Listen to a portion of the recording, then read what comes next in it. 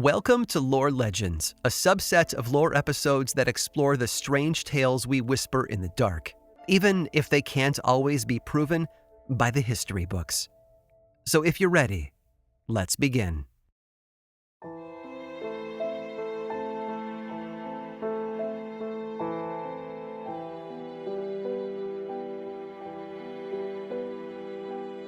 Relationships have always been complicated, from sorting out who's responsible for washing the dishes or making the bed to who manages the finances. Being in a partnership is never easy, but those relationships only get harder when they sit outside the usual expected romantic pairings. Throughout history, people in love have had to keep their romance a secret for any number of reasons. Perhaps they came from different economic classes, or perhaps their families had been at odds for generations. Hello, Romeo and Juliet, right? And up until a 1967 Supreme Court decision, interracial marriage was illegal in half of the United States. It seems like frustrating obstacles to the purest thing of all, love, have always been around. But then there are the relationships that have almost always been frowned upon, and still are, depending on where the couple lives. Today's legends are all about the folks who longed for love but were blocked by others every step of the way. They hid in plain sight, existing among everyone else, with a secret they would take to their graves. From a student and her teacher, a famous author, even a couple of saloon dancers, some relationships have just been too beautiful for this world. But don't worry, you know how tales of love and death tend to play out, especially in the world of folklore. They carry on in the afterlife. Their eternal slumber, though, isn't exactly peaceful. Maybe that's because their deaths are more troublesome than their lives ever were. Or perhaps it's just the power of love, causing ripples and complicating everything around it. Whatever the reason for their lack of peace, today's stories make it clear that those unsettled spirits might be lingering right here on this mortal plane, unable to find rest and move on. So settle in for tales of heartbreak and loss, two of the most common ingredients in so many stories from folklore, even the ones that are terrifying. I'm Aaron Mahnke, and this is Lore Legends.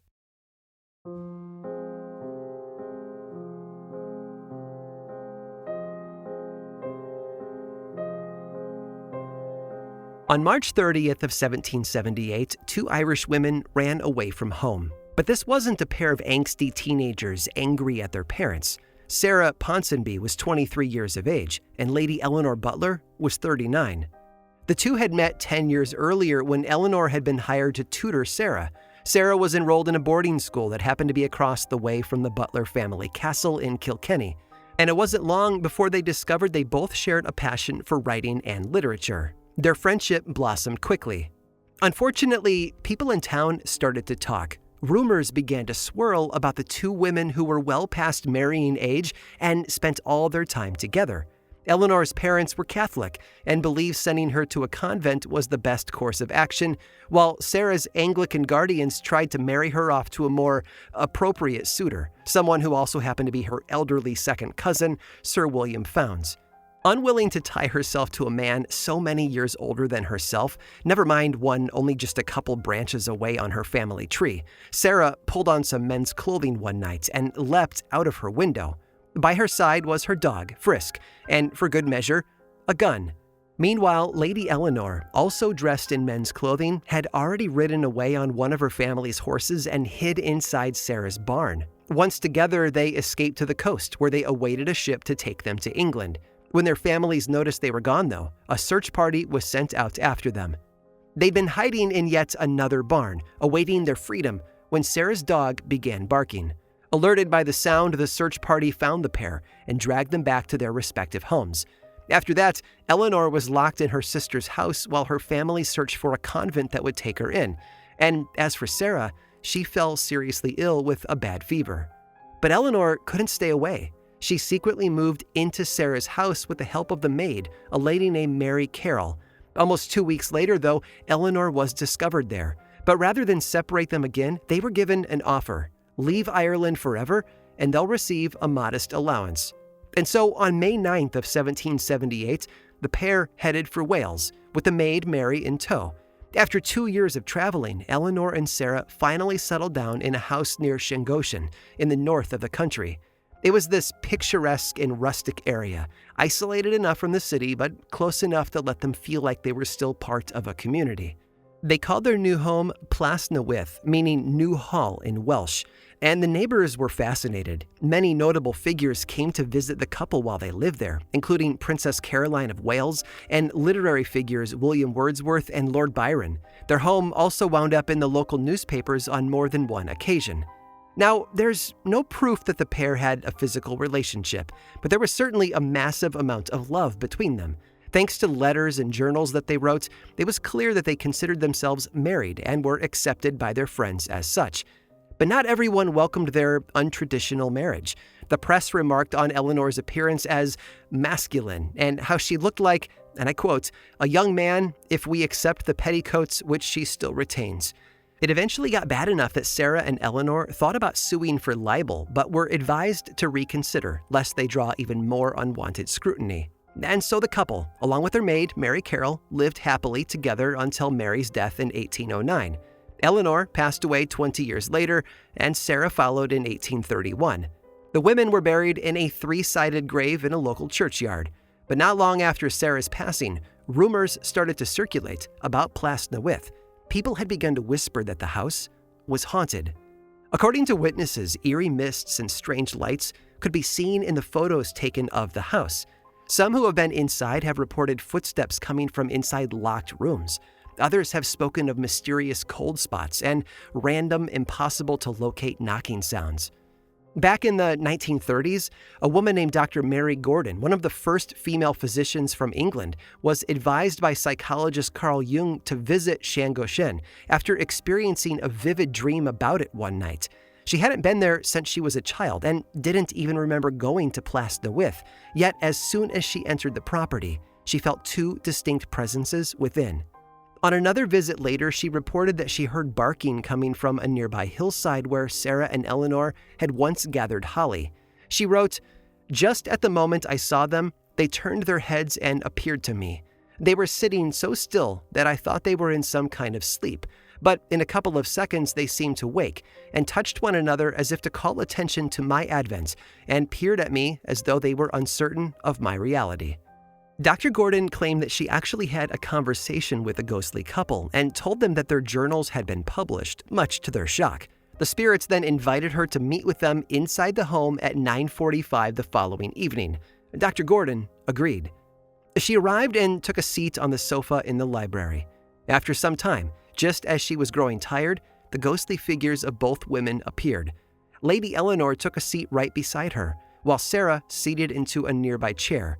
Once gathered, the trio spoke deep into the night about issues such as women, education, and modern marriage. When the sun rose the following morning, Eleanor and Sarah disappeared, and Mary had everything she needed to write one heck of a book.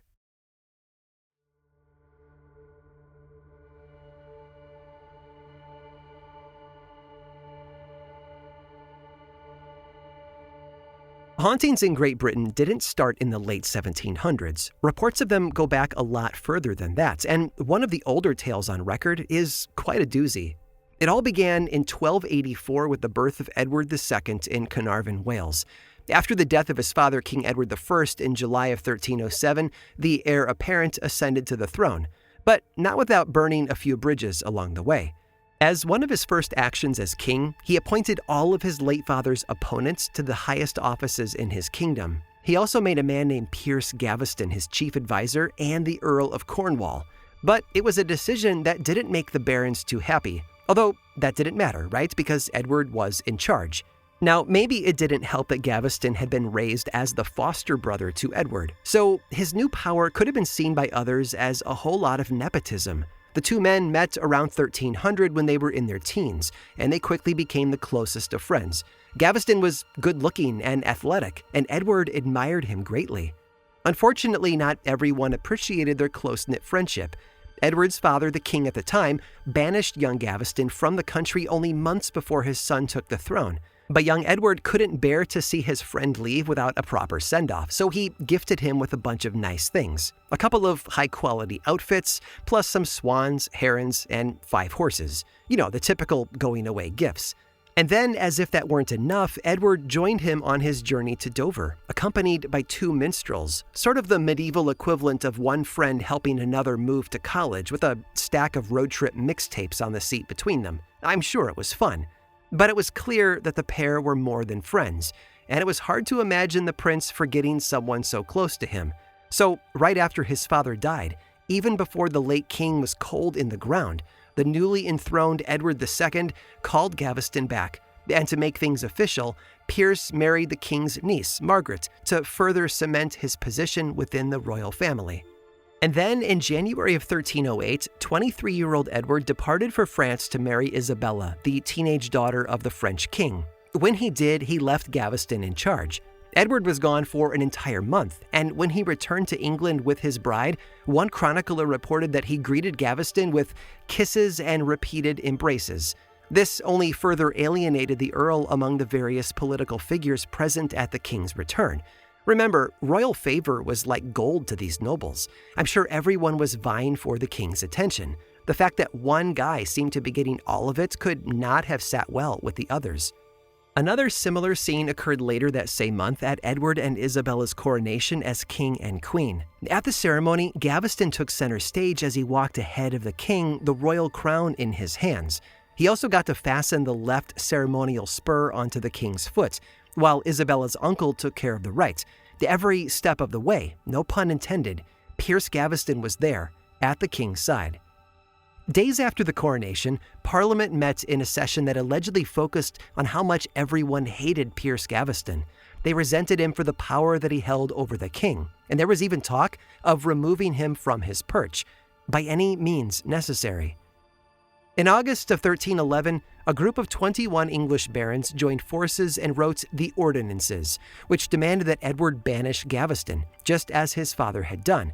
And the king seemed to listen, making a big show of sending his friend to Flanders that November, taking his possessions in the process, only to have the Earl return just a few months later. Edward then decreed that Gaveston's banishment had been unlawful and gave him back everything that had been taken from him. And this blatant disregard for their concerns left everyone else feeling rather bitter, the sort of bitterness that might fuel a civil war, which is exactly what happened next. First, Gaveston was excommunicated from the church by the archbishop in March of 1312. And then all of them, Gaveston, along with Edward and Isabella, were all run out of town together by the angry nobles. But somehow the worst was yet to come. You see, those angry earls managed to capture Gaveston at Scarborough Castle, where he was hiding out. To save him, Edward left his pregnant queen to fend for herself, but he couldn't get there in time. The former Earl of Cornwall was tried for treason, and then tied to a mule, which carried him to the top of Blacklow Hill. And it was there that Gaveston was impaled by a sword before being decapitated. His body was left to rot for some time, until Dominican monks came and took it back to their Oxford monastery. They managed to sew his head back on, but his body was unable to be buried on hallowed ground due to that excommunication, so the monks kept it for 2 years. He was finally buried on January 2nd of 1315 at a Dominican monastery in King's Langley, and 500 years later, a monument was built on the hill where he was executed. But that's not where you'll find Pierce Gaveston's ghost. No, instead, it's believed that his spirit inhabits Scarborough Castle, the place of his betrayal and capture by the other nobles. Today, that castle lies in ruins, having been heavily damaged by German shelling during World War I. But those who visit the site have reported seeing the ghostly figure of Gaveston at various times of the day and night. And that ghost is, of course, said to be headless, with blood pouring from the ragged stump that once supported his skull. Many witnesses have reported being shoved by unseen hands.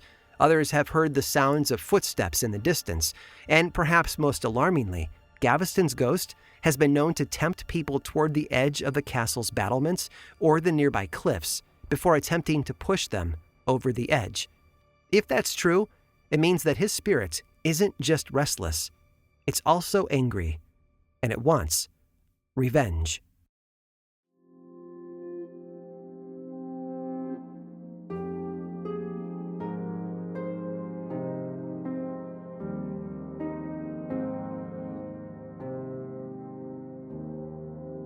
Across the Atlantic lives the tale of another pair of doomed lovers. Unlike the ladies of Llangollen or Pierce Gaveston, this one isn't based on actual history. But of course, that doesn't mean that it isn't a great story. Bella Rawhide and Timber Kate lived in the Wild West of the late 1800s. Now, depending on who you ask, they could have resided anywhere from Reno, Nevada, Phoenix, Arizona, or even Spokane, Washington. But as with so much of folklore, the setting isn't nearly as important as the women themselves, who, when asked about their relationship, claimed that they were just sisters. Except it was much more likely that they were lovers and performers. In fact, the sisters line was part of their act. You see, Bella and Kate were saloon dancers. Now, Bella was a blonde-haired, blue-eyed femme who would sing a song called Eve's Leaves. She would strut on stage wearing nothing more than some strategically placed gilded fig leaves, which could be removed by a man for payment in the form of a pinch of gold dust. Bella was known for her sweet disposition and sunny personality. Not Timber Kate, though. No, she was known more for her right hook. She was 6'6" and strong. Her hair was red and curly like a wildfire, framing a pair of brown, hardened eyes. But she had other jobs as well. She also worked as Bella's manager and their publicist for their act, putting up posters all over town to advertise their performances. And they were doing quite well for themselves, too, until someone new wandered into their lives. His name was Tug Daniels, a beady-eyed grifter with black, greasy hair and a mouthful of yellowed teeth. He heard that Bella and Kate were flush with cash, and of course he wanted in. He started by seducing Bella, and once he had her under his spell, he worked his magic on Kate. Pretty soon, both women were head over heels for this new man in their life. But things quickly turned sour for the trio. According to some retellings, Timber Kate was jealous of the relationship between Bella and Tug. If true, it was probably devastating when Tug skipped town with her and headed for Carson City, Nevada. He set Bella up in a brothel called the Beehive on North Quincy Street. Although, if you really dig into the details of any legend, you can always find flaws and lies. North Quincy Street never actually appears on any maps of the city, so take that with a grain of salt. But as the legend goes, the two of them made a fortune together, while Timber Kate was left alone to try her hand at a new solo act. Kate started performing feats of strength dressed in men's attire. Well, before stripping everything off to reveal her feminine body. And this continued for several years until Tug Daniels left Carson City without Bella. He did, however, remember to take all of the money that she had earned. Tug played the long con, you see, and it worked. So Bella, with her tail between her legs, reconciled with Kate, who came to join her at the Beehive. But according to the story, it wasn't long before Tug returned, and the moment Kate saw him, she attempted to land one of her legendary right hooks. Tug was too slippery, though. He sidestepped the blow, causing her to fall over at his feet, and that's when he pulled out a knife and cut her open, brutally eviscerating her. As Timber Kate lay dying, Tug Daniels escaped into the night, never to be seen again, and Bella apparently never got over the death of Kate. Despondent and alone, she took her own life 2 years later by poisoning herself with cleaning fluid. Ever since, it's been said that Timber Kate's ghost haunts the streets of Nevada, wandering through town in a white nightgown covered in blood, clutching her stomach and reliving the night of her death. But whether the town is Carson City or Reno depends on who's telling the tale. Others claim that the ghost of Bella Rawhide has been spotted in a morbid reenactment of her own death, her fingers grasping at her mouth and throat as she staggers away. If the reports of some witnesses are true, people have reportedly also seen the lovers together at an old opera house in Washington state, their spirits reliving happier times. It's a building that had once been a venue where the pair were said to have performed. In one version of the accounts, the caretaker of the opera house claimed to have seen two women dancing together on stage. One of them was quite tall, with red tights and spangles, while the other was shorter, clad in a pink ruffly outfit. The smaller woman jumped into the hands of her taller partner just as the caretaker flipped on the house lights. Instantly, they were gone, and the stage was empty once again.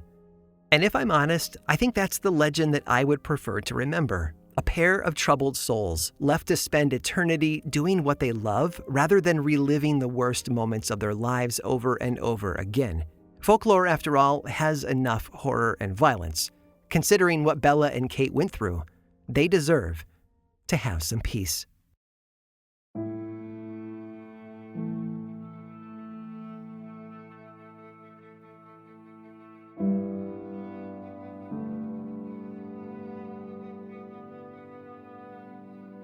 Relationships are almost always tough. Whether it's family, friends, or romance, the road to happiness is never easy, and even less so when much of society has set the rules against you. Maybe that's why folklore has always been filled with tales of love. Lost love, betrayed love, forbidden love. It's the one thing everyone desires above everything else, which is why it's so often a source of pain and tragedy, and the inspiration for so many legendary stories. The tale of Bella Rawhide and Timber Kate is a great example of that principle in action, but it doesn't end with their deaths, nor does it stop at the sightings of their spirits dancing on an empty stage. No, it's an ending that was foreshadowed by their occupational roles. As I mentioned before, Kate worked as the promoter of the act that she shared with Bella, putting posters up all over the towns where they performed. In fact, some of those posters are still around today, and if you're lucky enough, you might stumble across one in your travels. The most popular one was said to portray Timber Kate wearing a spangled outfit of red and gold as she held a pink-clad Bella in the palm of her hand. Bejeweled like that, it's easy to think that she made the whole place shimmer. Naturally, to find one of these advertisements intact after all these years would be a thrill. Any collector of vintage Americana would want an item like that on their wall at home. But be forewarned, it's best to leave the poster where you found it, because according to legend, anyone who attempts to take it down is said to come face to fist with one of Timber Kate's famous punches, as one unfortunate tobacco store owner found out the hard way. The man in question ran a shop on a Carson City street corner. One night he was closing up a bit later than usual. Perhaps business had been booming that day, or maybe he'd gotten caught up balancing the books that evening. Whatever the reason, he eventually locked the doors and set out for home, just as he always did. Except this night, he spotted something on the block. Well, someone. It was a figure, tall and strong, standing next to a brick wall. The shop owner slowly approached and noticed that they were clad in the most unusual outfit: cowboy boots, a sombrero, and a skirt. It was a woman, and she was putting up a poster. The man stepped closer, careful not to frighten her, until he was standing right behind her. Suddenly, like a trick of the light, she vanished before his eyes. So he just stood there, looking incredulously at the poster she had left behind. It was an advertisement for a musical act starring two performers, Bella Rawhide and Timber Kate. Thinking it was something special, the man reportedly dug his fingers in around the edge and started to peel it off the wall. Before he could finish, though, and without warning, he felt something strike the back of his neck. Instantly, he collapsed to the ground, where he was discovered many hours later. Folklore can be vicious. It can expose our prejudices, break our misconceptions, or fill in the blanks we long to complete. But more often than not, folklore aims straight for the heart, hitting us right in the center of our emotions and our deepest fears.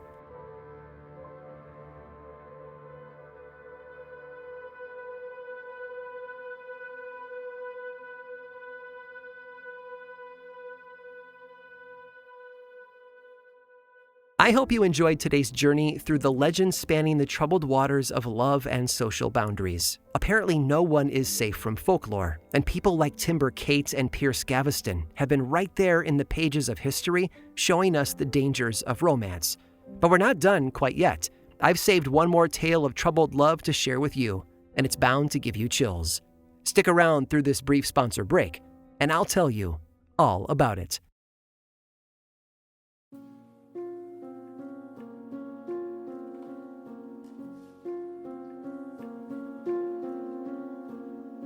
Oscar Wilde died tragically young. When the famed Irish poet and playwright passed away from a bacterial infection on November the 30th of 1900, he was only 46 years old, and despite his prolific literary output, he died a pauper. Even worse, his death was more than preventable. It had been the 2 years of hard labor he'd been sentenced to in the Reading jail in 1895 that had destroyed his health. And what horrible crime had he been charged with? Maybe murder or grand larceny? No, he was sent to prison for being gay. Now, those of us who read enough folklore or bask in the goodness of creepy legends might expect Wilde's ghost to haunt that jail. That would be poetic, right? A spirit trapped on Earth reliving the pain and suffering in the place they experienced it. But if the stories are true, Oscar Wilde picked a few different spots to haunt. Writer George Sylvester Virek, a man who went on to become a Nazi propagandist, had a theory that Wilde was actually undead. You see, he believed that the author of Picture of Dorian Gray was a vampire, and Virek suggested that Wilde had faked his own death in order to join the ranks of those evil bloodsuckers. There was allegedly a supposed passage written in a letter by Wilde to his former lover, Lord Alfred Douglas, while he was in Reading jail. The letter had been published following the author's death. The passage, taken from the original German translation, read, "Terrible as are the dead when they rise from their graves, the living that come back from the grave are far more terrible."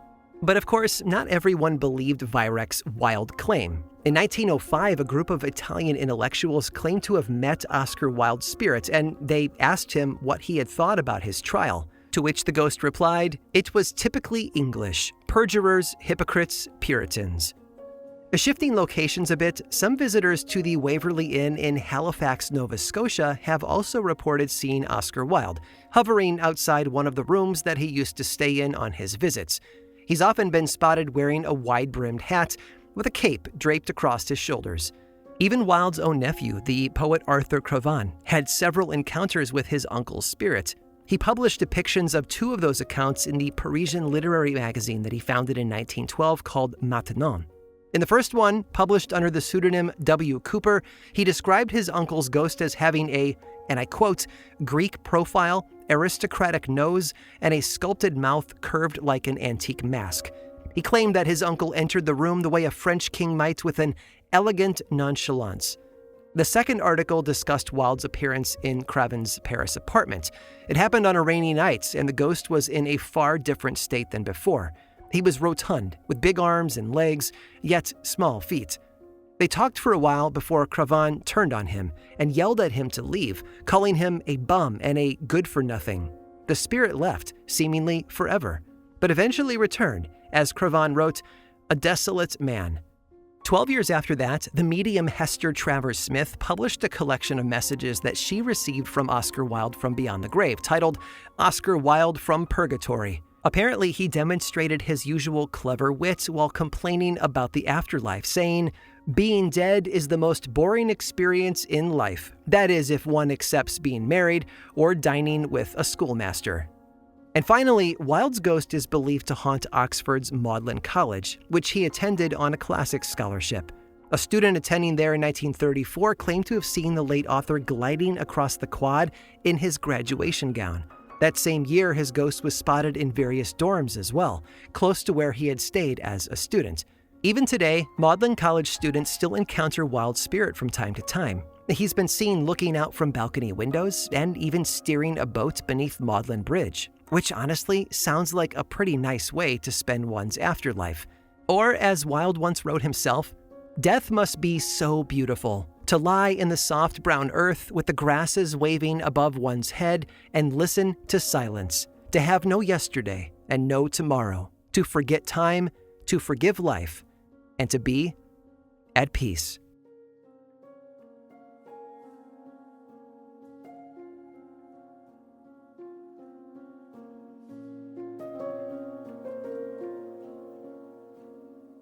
This episode of Lore Legends was produced by me, Aaron Mahnke, with writing by Harry Marks and research by Cassandra de Alba. Lore is much more than just a podcast. There's the book series available in bookstores and online, and 2 seasons of the television show on Amazon Prime Video. Information about all of that and more is available over at lorepodcast.com.